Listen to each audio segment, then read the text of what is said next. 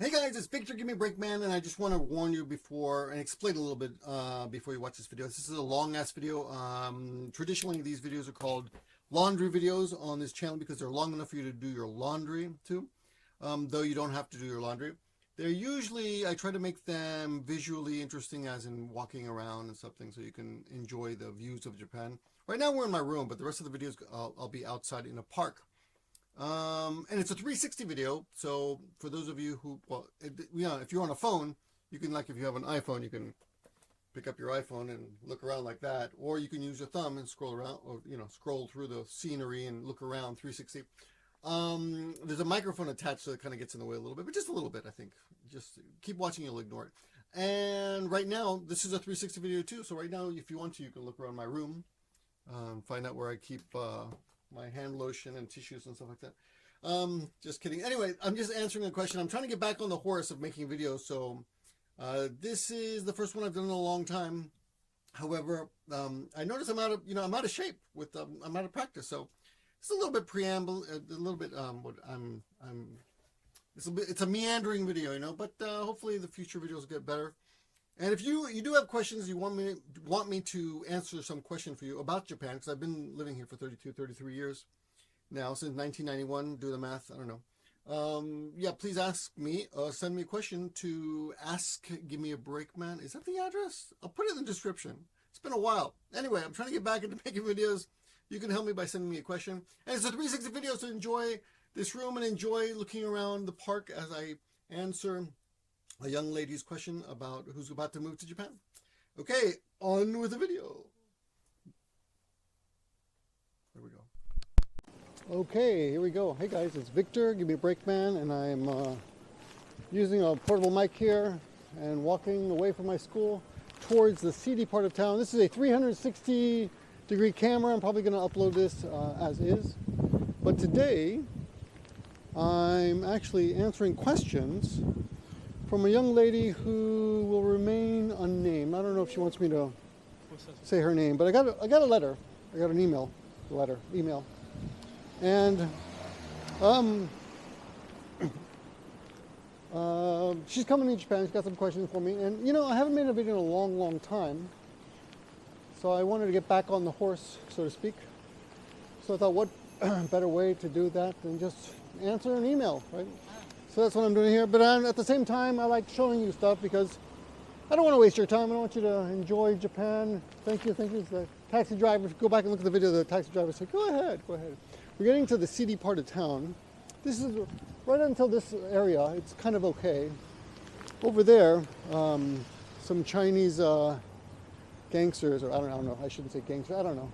Some guy, some guy died years ago. Guys die. If anyone dies in Japan, it's like around here. My school is right on the edge of that. So 2 blocks over there, it's safe. It's just the center of town, nice, fancy hotels.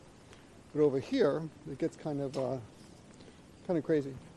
Here's a nice burger place called Rock and Robin Burger. Now around here, you start seeing a lot of host bars.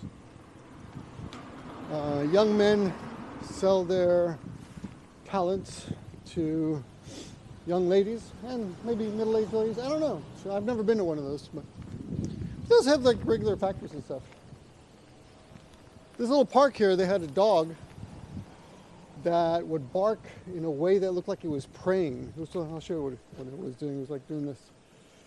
It would bark like this. Bizarre. I tried taking a video of it, but it didn't work out. Anyway, I'm heading toward the park now, where I'm going to set this down and shoot the video from there and answer these questions. But although this is kind of a seedy part of town, it's really nothing compared to New York City. I mean, the city part of Japan is like still really safe. Over here, here's a little shrine. There used to be a woman in my building who had a dog, and the dog she kept the dog on her balcony most of the time. And the dog was always was barking at everybody who would walk by. And in fact, the school is in a building, a Lion's Mansion. If you come to Japan, Lion's Mansions are everywhere. You can buy an apartment inside of a Lion's Mansion. And by the way, for those of you who don't know, the word mansion in Japanese just means apartment. They call them mansions for some reason. Here's something you see a lot. So someone took off the shoes, and they're going to leave them there, and they're going to come back and put them back on. So this is probably a construction worker. He drives around in his Crocs, and when it's time to work, he gets out of his car and puts on his real shoes, his work shoes, and goes around. When he comes back to his car, he puts on his Crocs and gets back in his car, drives with his Crocs. Anyway, see a little massage parlor. Used to be a restaurant that we used to go to all the time. Okay, so this is the city part of town. Oh, the host bar. This used to be a host bar. Now it's just something else. Okay, so I got some questions that I'm going to be answering while I drink a not a strong zero. I used to drink only strong zeros, but this guy's like riding his bicycle and. Okay, so I used to drink strong zeros, but apparently they're not very good for you, so I'm going to be a little bit healthy today and drink a 7%er instead of a 9%er. You know, it's funny because 9%ers are still not as bad as whiskey, right? Whiskey's 40%, but and I drink whiskey all the time. But for some reason, the strong zeros really hit you hard. Anyway, so I'm going to put this here, and you guys can enjoy the park while I answer these questions. And I hope the sound is coming in good. Let me just make sure, plug that in. I know you got that mic, you can see the microphone there, but that's life. So let's get to these questions. Hi Vic, I wasn't sure if I should message you on this profile. She messaged me on Facebook or your public account. I just wanted to wish you good health and that everything stays in the clear. She said she had a cancer scare herself last year. So for those of you who don't know, about a month ago, well actually 2 months ago in December, I had my yearly checkup. It's called Ningen Doku. And I went to the hospital and after I underwent all these tests, blood tests and x-rays. And I do it every year. I pay about 8,000 yen, which is about $60. Pretty cheap, right? They take blood, they examine you, they take, you see a bunch of different doctors, and it's not like a real in-depth examination, but they check you out to make sure. Basically, it's to make sure you're not dying. There's nothing wrong with you, right? They weigh you, they measure you. I shrunk like 2 millimeters. Anyway, I'm really healthy. I exercise almost every day, 6 days a week. I'm exercising, and I feel good, This is my only real vice. But the only advice I'll admit to on camera. But anyway, I'm fine, so I didn't think anything would come of it. But I do it to satisfy my wife and family because they're like, because I'm the dad. I want to make sure I'm in good health and everything. So, I finished that, and about a month, it was right before New Year's Eve, so everything, the doctor, the clinic said, well, you're going to have to wait a couple weeks because we're about to enter New Year's Eve, the winter, the New Year's Yasumi, the end of the year vacation, so you'll get this on like the 6th or 7th of next year. So, of course, that day came, and there was no problem. And they sent a big envelope, and I didn't even open it because I was so confident that I was going to be fine. So I didn't even open the envelope. And my wife opened it and looked at it and she says, oh, you're fine. But then about 2 weeks later, the crows around here are pretty cool. 2 weeks later, I get 4 registered envelopes. They're all in brown manila envelopes. And I got to sign for them. And I don't even think anything of it. I think, well, this is weird, but I'm on my way to school, so I throw the envelopes on the table and I go off. It's a Friday. It's the 20, I think it's my son's birthday maybe, or maybe the week before. I forget. Anyway. Oh, I think it's the week before. It's the 19th. Okay, so it's January 19th. So, kids. So, my wife calls me at work. She goes, I got some bad news for you. And I'm like, oh no. She found out about the other woman. No, just kidding. No, I said, oh no, what could it be? The kids. The first thing I think of is the kids are something's. One of the kids are sick or something. By the way, there's a lot of hello, immigrants in this neighborhood. And the other day I was walking around here, and there was this strong, I shouldn't say strong, it was this transsexual woman. I guess that's what, do you say that? Yeah, I guess she's a transsexual woman. And she was walking around with her little dog. It was a white Maltese. And it was just funny because the dog she was talking on her phone, walking around, and the dog was like looking up at her like, play with me, and kept barking at her. And she kind of got close to me, and I was sitting over there having a cup of coffee. Just enjoying the sun. I spoke to her, and she said, "Oh, you're very handsome." I said, "Oh, thank you." She goes, and she said, where are you from?" I said, "I'm American." I said, "Where are you from?" She goes, "I'm from Peru." And I said, "Oh, well, I'm from Peru too." And then she thought I was like, just fucking with her because she's from Peru. And her name was, I can't say, could I say her name? She might not even be transsexual, I don't even know. Anyway, her name is Oran, I think, Oranka, I think. And I forgot now. But I remember at the time that although it is a name that I'd never heard of, the Japanese meaning of that name was something like, I don't need it. Oh yeah, and the funny thing about her was she was wearing these really fluffy pajamas, like hairy, fluffy pajamas, which are very popular these days. In fact, I've got a pair too, but hers were very flashy. Mine were just one color. My wife and I have the same pajamas. Kind of stupid, corny. She bought them for me. Anyway, no big deal. Except she was very friendly, and we became friends, I guess, because of her dog, right? Okay, this guy's shouting a lot. Okay. So I guess this would be the part of town that all the kind of wild people hang out. And actually they have an LGBTQ festival once a year here. They haven't done it for I haven't seen it for a couple of years. I mean, not that I go to them, but I'll walk by and see them. I like festivals, right? So I'll go to festivals. Anyway, let's get to this. So I didn't finish the story. So the envelopes, the 4 manila envelopes, they say, one of them says there's a spot on my lung, okay? Like there's 4 different ones for 4 different parts of my body. I guess one's the prostate, one's the heart, one's the lungs. I don't know what the other one was. I've lost 4 kilograms in the last year, 4 or 5 kilograms, and I've lost 2 millimeters of height. And and I've got a spot on my lung, a shadow on my lung. So of course my wife immediately thinks it's cancer, and she thinks there's a truck of hostess boys going by now with a crown. This is funny. I'll look at that. Ooh, it's got a crown. That truck has a crown on it. That's funny. I've never seen a truck with a hat on.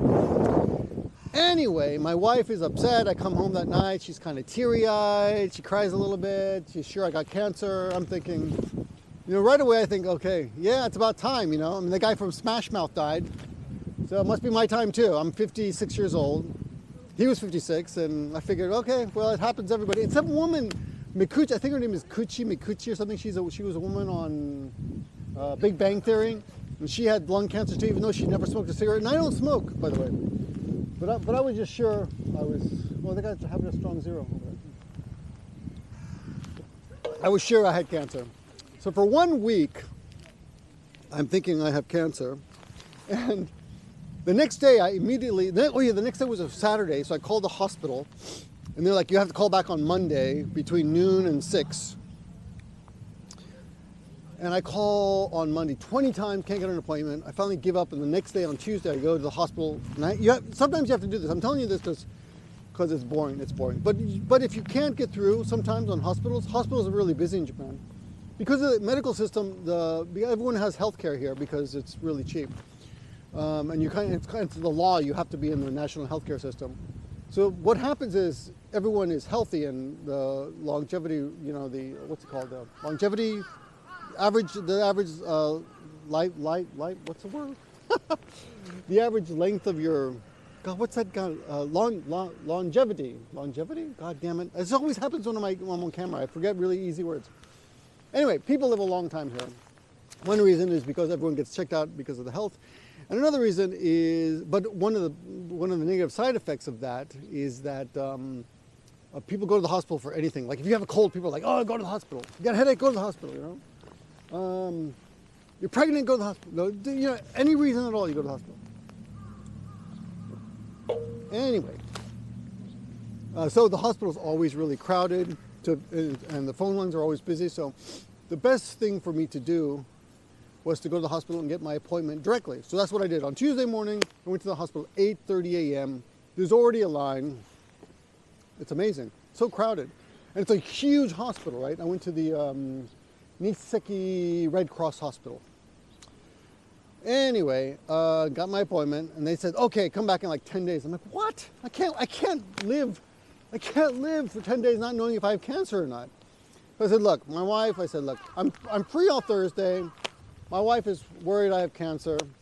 I'm starting to look at everything like it's the last time I'm ever going to see it. You know, like I eat some food, I'm like, oh, this is really delicious. I really have to appreciate this, right? Anyway, she goes, okay, come back on Thursday, like in 2 days. Come back in 2 days. Yeah, I talked to the nurse, and she calls the doctor. And she says, okay, the doctor says he'll squeeze you in if you come back on Thursday at 8 a.m. And I come back and I wait for 2 hours. But finally the doctor sees me. 2 hours later, I get a CT scan. I go back to the doctor after lunch, and all these crows. And good news, I have nothing. In fact, the doctor says, you look great. There's nothing wrong with your lungs. I don't know what that was, he says. He goes, I can't find anything wrong with you. You're as healthy as hell. Your liver is also very good, which is, you know, surprising. And yay, I'm going to live. So that's the intro to this video. That's the long goddamn message, okay? Anyway, so the person who wrote me this message also had a cancer scare, but now she's fine. So she can sympathize with, so I'm going to read this to you. So I can sympathize with however you were feeling when you had your scare.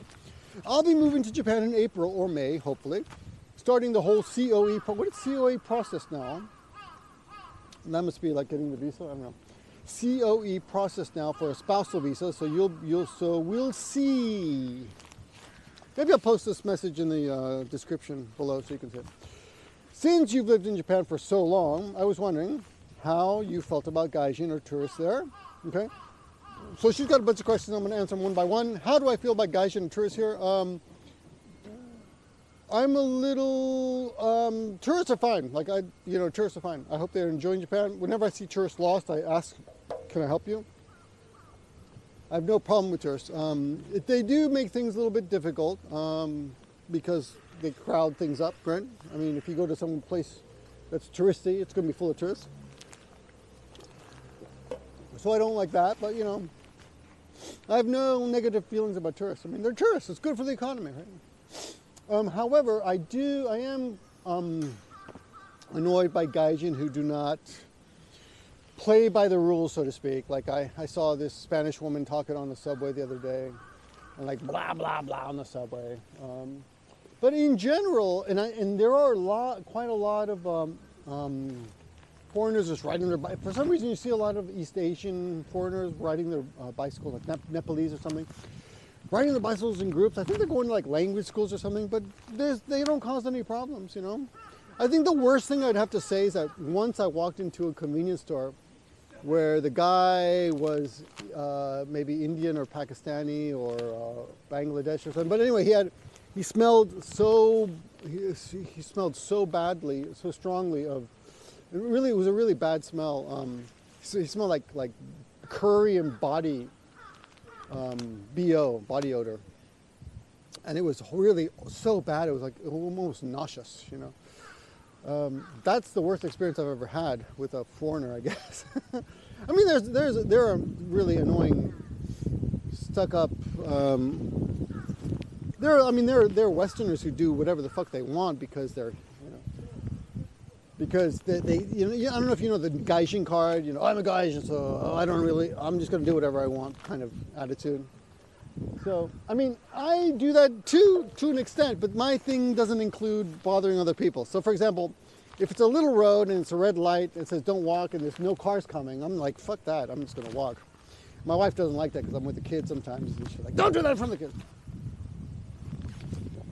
And my little kids are both are both little traitors, because they'll tell my wife, "No, Daddy crossed on the red light," you know.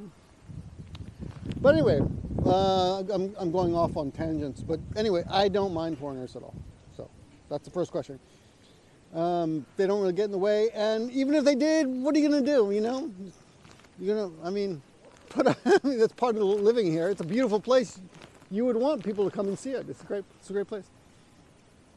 Throughout the years, have you noticed any societal changes because of them? Not necessarily media, entertainment related things, more so behavioral, environmental, etc.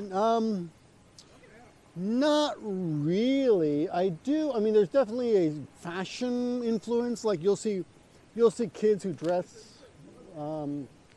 like you know, they look like they got their fashion out of Western magazines, things like that.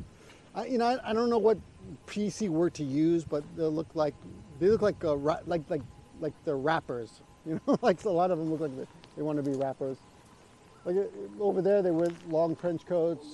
That's not a rapper thing, but there's definitely a Western influence. And the funny thing is, cultural appropriatism, appropriating, that idea of cultural appropriation idea does not exist here. So if Japanese people see a Westerner wearing a kimono, nobody thinks it's bad at all. Nobody would ever complain about that.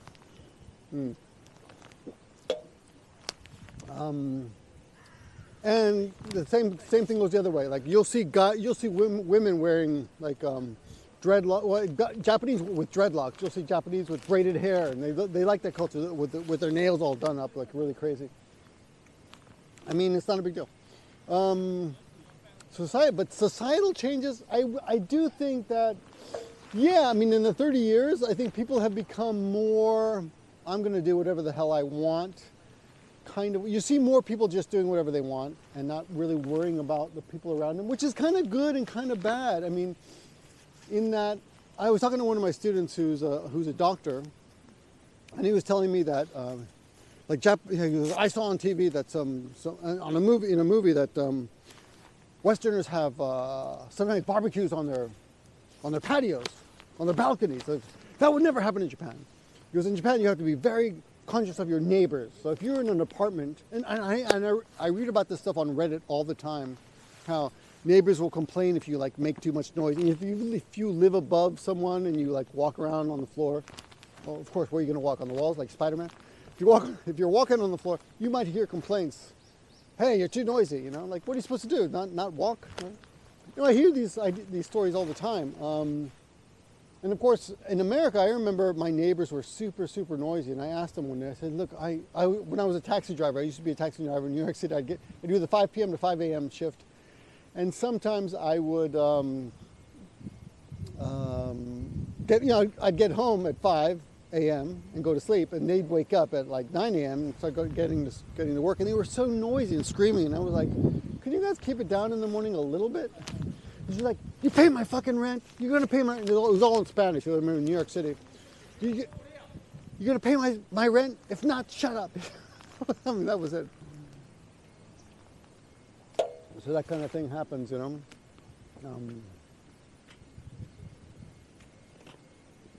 Look at that guy just walking right in front of the camera. Didn't give a shit at all. No, I don't care. That's good. See, I would say that's a good example of someone who just doesn't give a fuck. Like, he didn't even make an attempt to be polite or anything. And, you know, part of me, I suppose, is a little bit annoyed, but part of me, like, salutes him. Good job. You know, you're being independent. You're not being, you know, and now, you know, what's this guy? What's going on over here? Friends, okay. Anyway, so I was talking to my student, and I was thinking, I think Japanese have become more desensitized to what other people think, which I think is a good thing. I think we shouldn't care so much about what other people think, because the people really do care about what other people think in this country. And I think that's a bad thing. Okay, anyway, let's go to the next question. What do you think Japan will do when it comes to allowing more gaijin in? It seems like they want more gaijin in, but by creating more visas, but don't at the same time, since they're hard to obtain.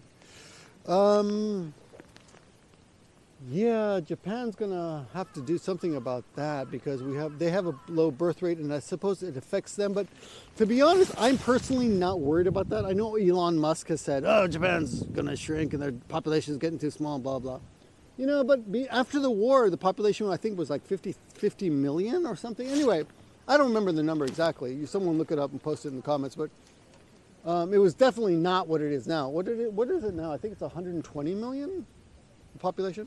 So even if Japan were to lose half its population, there'd still be a lot of people here. It'd still be pretty crowded, right? What that will affect is Social Security in the future. So in the future, when we have to, start collecting our Social Security, if the new generation isn't producing enough money, then where's that money going to come from? That's the big fear. But I'm thinking they should just save up money for that. So I don't know. I'm not really worried about the Japanese population getting too small. This is a pretty empty park right now, but it can get pretty crowded sometimes, And if you go into the middle of in the middle of town, it's pretty crowded. They want more gaijin, yeah. And of course, Nagoya is a pretty big city. It's the third or fourth largest city in Japan. Tokyo, I think, would be more affected by this.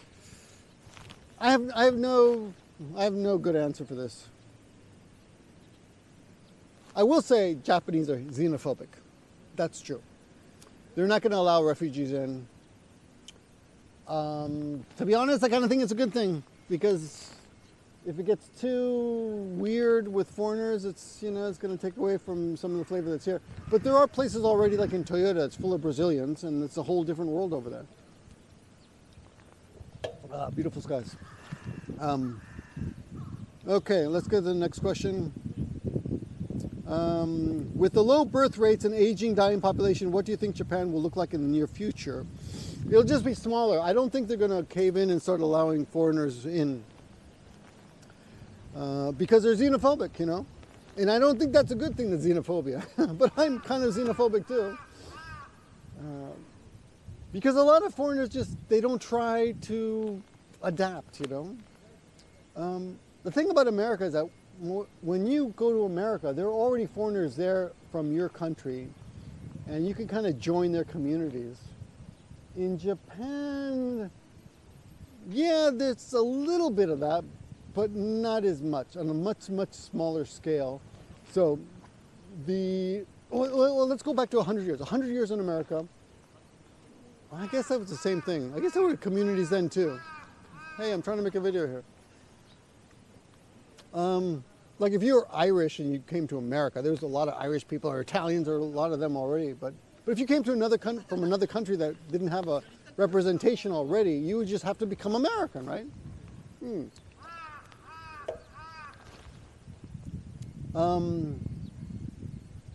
But the problem is, becoming Japanese is much harder. It's much more difficult because of the language. And it's not that Japanese itself is a difficult language. It really isn't. It's that it isn't, but learning to read and write is super, super difficult.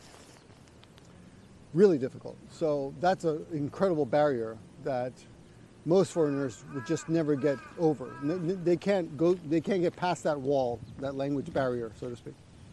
So that's a problem. And she goes on to say, one of the things I love most about Japan is how Japanese it is. I love how homogenized it is and how well they preserve the country's culture. I do too. Like, if you have a whole bunch of foreigners coming here and a lot of festivals, for example, the Hadaka Matsuri, the Naked Festival, that will probably disappear. I mean, if there's not enough people who will take part in that, I mean, it won't disappear. It'll just get really small. Let's see. I also appreciate how well behaved Japanese society is in general. Yeah, in general, it's pretty well behaved. Even in a park like this, where like you saw that guy walk by, didn't give a fuck. It looks like he almost went out of his way to like get close to the camera. But in general, people are pretty well behaved, pretty friendly. One thing that's kind of weird is that people just throw garbage all the time. People just toss their garbage. on the floor all the time. It's just weird. But like this is like maybe one of the worst parks in Japan, in Nagoya. It's not that bad. I mean, it's got a lot of, you know what's worse here? It's all the bird shit. A lot of bird shit. If you look around, a lot of bird shit everywhere.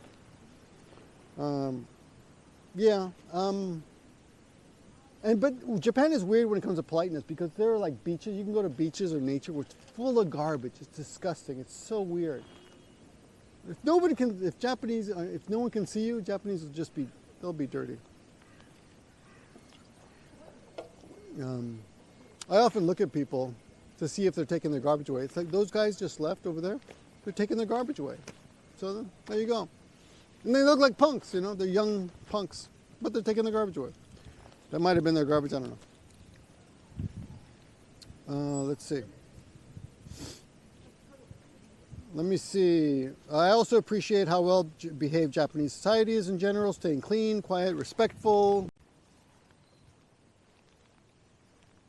Okay, the battery died, so I just put in a new battery. I got 2 batteries, that's good. Okay, hold on. Let's get back to the questions. Yes, so Japanese are respectful, polite. Yeah, that's true. Foreigners basically are not. No, that's not true. Foreigners are too true. Foreigners are also basically fine. I don't really see a major problem. There's always the odd. You know what it is? It's mostly misunderstanding. Like, people just don't know what to do. Like there's a building near my house. I live in a house, and I used to live in an apartment building. And that apartment building has a few foreigners in it. And I noticed that in front of that building, they're always throwing away their garbage that they're on the wrong days and shit like that. So it's basically miscommunication. So Japan can adapt to foreigners, but they're going to have to. They're going to have to make the effort to help them understand how to live here, because foreigners cannot break the language barrier by themselves. They're going to need help. So if they get some help, meaning translations, you know, signs in other languages, they'll be fine. And but right now you see, like, you'll go places and you'll see signs in Portuguese and English. If you get your driver's license in Japan, they offer the driver's license in, like, I think 5 or 6 or more different languages. It's amazing. I was really surprised. I made a video on that. I think I talked about that in the video a long time ago. I don't even remember. You have to go look for the video. But anyway, let me see. So she says, I think that it's rare in the world. With that, gaijin in Japan really annoy me, lol. So she's annoyed by gaijin in Japan, but you know, what are you going to do? You're a gaijin in Japan too. It's kind of silly to be annoyed by gaijin in Japan when you're a gaijin in Japan. Or maybe she's annoyed by tourists. I don't know. Either way, the people who travel or live there and act like fool because they don't assimilate. Yeah, so you got to do your best to assimilate when you're here. And I do, but there's just some things that I don't do. You know, I pick and choose. So I'm not going to cross the street if there's no cars coming and it's a tiny street somewhere. Like, I don't care about that. But otherwise, I do my best to assimilate. Now, thanks to the internet, Japan has become super popular. Influencers in Japan are all that litter my feed now. It's gross, lol. And damn, I really sound like a boomer right now. I haven't even hit 30, lol. Last year, I went back to Japan for a couple months when the border reopened, and it was wonderful, especially compared to pre-corona, since there were hardly any tourists. Oh, okay. I wish you could stay like that. Yeah, but you know, you can't have tourist spots if there's no tourists. I mean, they'll disappear. There's a hiking place that used to be popular 30 years ago, and I took my kids there a few months ago, and I talked to some of the locals, and because I noticed like half let me explain this. Okay, it's a hiking path in the mountains, and it's gorgeous. And there's some areas of the path that go through these towns, but half of the towns have disappeared. I mean, half of the buildings in those towns are now abandoned because there's no tourism. So if there's no tourism, it's not going to survive, you know. And I talked to a woman there. I met a woman there at the bus stop, and she's like, she had taught Japanese in Brazil for a few years, so her English was good, her Japanese was good. I think we spoke Japanese though. I don't remember. Anyway, she told me that she's like, oh, this place has completely changed. Nobody comes here anymore. So that's not a good thing. You know? We need tourists. You know, let me see. Anyway, especially compared to yeah, she admits that she sounds hypocritical, but coming from America, Japan is so nice, and I want to stay that way. Haha. Yeah, you know, you read about America and carjackings and killings and shootings and mass shootings all the time, and that stuff never happens in Japan. There's almost no violence here at all. It's very, very rare. Of course, I've been here 33 years now, so I've seen some, but it's, I mean, I lived in New York City for, I don't know, 6 years. I had a gun held in my head. I had people hold a knife to me. I've seen muggings, you know. I've seen a lot of violence in New York City in those 6 years, but in 33 years in Japan, I've seen very little. I've seen like a couple guys hitting their girlfriends in the street, and a couple street fights, and that's about it. In 33 years, so. And nobody, I've never seen a gun in Japan. You can't have a gun if you live in the country, though. Just so you know. Let me see. If you want to, or remember, perhaps you can talk about gaijin tourists in Japan. Your thoughts about how Japan has changed because of them. You know, it's kind of a. I'm sorry to. I'm very appreciative of the question. And actually, there are other people who have asked me questions before. That I really owe videos to, but I just happen to pick this one because it's the latest one. I want to get back on the horse. Yeah, it's kind of a moot question. I mean, Japan is not really affected that much by tourists, and the tourists and gaijin that do live here don't have much of an influence on Japan. I mean, a little bit, you know, but not that much. People are friendly to us. People are friendly to me. I would say that many people don't even ask me where I'm from, and there's like some Japanese who will like freak out because you're a foreigner, like, oh my God, you're a foreigner, and they try to speak some English and they get all freaked out, even though you're speaking Japanese to them. But some people like completely unaffected, like, oh yeah, they don't even ask you where you're from. We just have normal daily conversation. Especially when I had a dog. I remember when I would walk around with Maggie. Nobody ever asked me where I'm from or what any of those, you know, foreigner questions. We just talked about whatever, you know, the weather or the dog or life, you know, ourselves. But we never really, it was never like, oh, where are you from? How did you learn Japanese? Oh, your Japanese is good. It was none of that, you know. Nihongo umai desu ne. That stuff never happened. So this is like the crappy part of town, but look, there's 5 kids riding their bicycles down the street. 1, 2, 3, 6. Yeah. Yeah, 6 kids riding their bicycles down the street, and they look like junior high school students. It can't be that bad. This is the worst part of town. Yeah, I went to Tokyo like 3 weeks ago. Had a great time, just walked around. Met a couple people who were freaked out because I was a foreigner, but most people just dealt with me because I could speak the language. So I think that is a big, okay, we got something out of this video. You got something out of this video. That's a defining point. You gotta do your best to speak the language. And I invested a lot of time into learning the language. A lot of nights. The first year I came to Japan, a lot of guys come to Japan and they become like, excuse my French, pussy hounds, and all they do is go out and try to find girls. And there's girls out there who are into you just because you're a foreigner. But I spent most of my first year at home alone with a dictionary. Not even a textbook, man, just a Japanese dictionary, just trying to, this dictionary did have example sentences. And I just looked up shit that I wanted to learn, like, oh, how do you say this? And I'd look it up, and I would write, even though I didn't know anything about kanji, I understood, okay, this is a kanji, and I gotta write this. I would just practice. I spent the first year practicing by myself, which is not a good idea, kind of a waste. I should have gone a proper, if I had been in an organized classroom setting, it would have been, oh my God.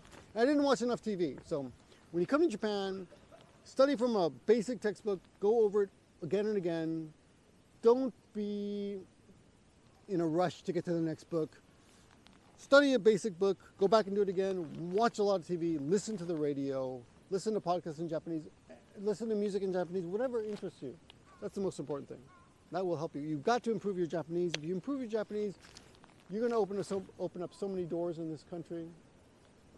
But it's a big investment, and the other option is not trying at all, because there are a lot of foreigners here who still have